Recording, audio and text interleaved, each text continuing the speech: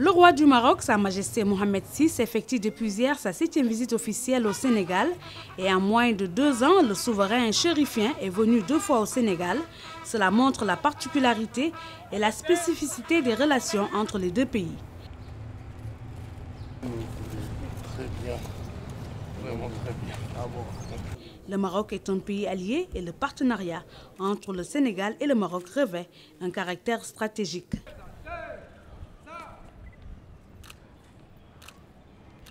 La visite du roi a permis la signature de 13 conventions et accords, des accords portant sur des secteurs définis dans le plan au Sénégal émergent. Il s'agit entre autres de l'élevage, de l'énergie, des transports, des infrastructures, de l'agriculture, de la pêche et du tourisme, pour ne citer que cela. Ce matin, nous avons procédé à la signature de 13 accords de coopération qui couvrent des domaines extrêmement importants. Et le premier accord qui a été signé, c'est un accord qui met en place un groupe d'impulsion économique qui va être composé par les secteurs privés des deux pays. Nous avons choisi, pour notre part, comme chef de file, Baïdi Agne, en accord avec tout le secteur privé sénégalais et avec d'autres, n'est-ce pas, figures de proue du secteur privé sénégalais. Le Maroc a fait également de même.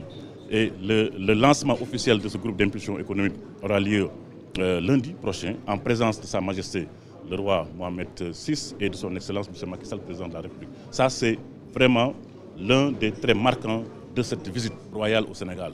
La coopération bilatérale entre le Sénégal et le Maroc est basée sur le développement humain. C'est pourquoi les accords et conventions sont orientés vers les besoins des populations. Il est important aujourd'hui que nos accords, comme nos projets, soient orientés vers les populations. Sa Majesté accorde beaucoup d'importance, comme naturellement le président Macky Sall accorde beaucoup d'importance aux populations et aux projets orientés vers les populations. Quand on parle de port de débarquement, c'est orienté vers les populations. Quand on parle de formation professionnelle, c'est orienté vers les jeunes. Quand on parle d'électrification rurale, c'est orienté vers des populations qui en sont en attente et qui sont dans le besoin. Quand on parle d'assainissement et d'acheminement d'eau, c'est des besoins des populations.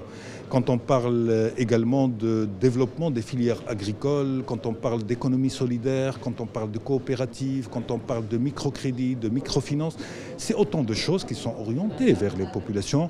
Et il faut que les populations véritablement sentent que ce partenariat d'exception, cette relation d'exception qui existe entre le Maroc et le Sénégal, ils la perçoivent, ils la touchent dans leur quotidien et dans leur vécu.